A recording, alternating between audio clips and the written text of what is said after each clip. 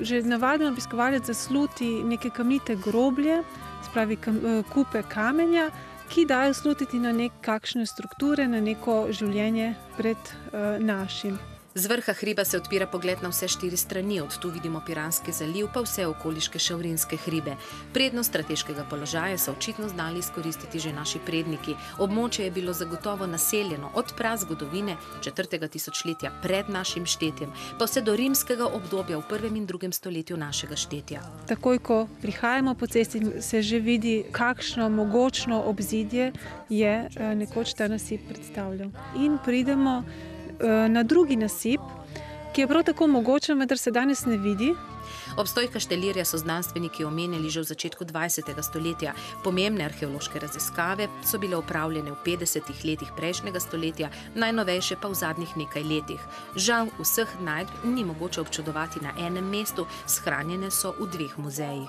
Razstavljeni so tako najzgodnejši predmeti, to pomeni fragmenti keramike, ki segajo v bronasto dobo, celo v neolitik, in kasneje iz železne dobe so razstavljeni predmeti, ki ukazujejo na pomorsko usmerjenost tega gradišča.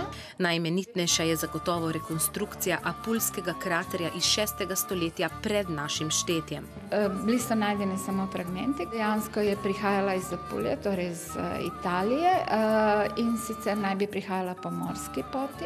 V Koprskem pokrajinskem muzeju pa so najbolj ponosni na bronasto, verjetno čisto okrasno figurico psa iz mlajše železne dobe. Drža in oblika psička nakazujeta na lovskega psa. Zanimiva je tudi keramika iz obdobja, ko kovine tu še ni bilo.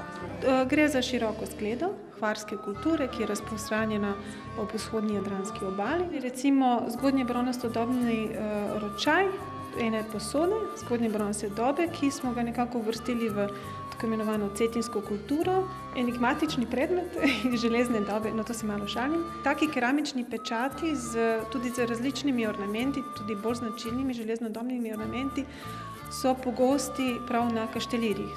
Strokovnjaki Koprskega znanstveno-raziskovalnega središča si skupaj z muzejama in ob finančni podpori izolske občine prizadevajo oživiti in bolje predstaviti park Kaštelir. V tej smeri, da bi lahko razne turistične skupine ali pa turisti, ki prihajajo v Portorož ali pa v Izolo, si to arheološko najdišče ogledali, tako da tu vidimo velik potencial za razvoj samega podeželja.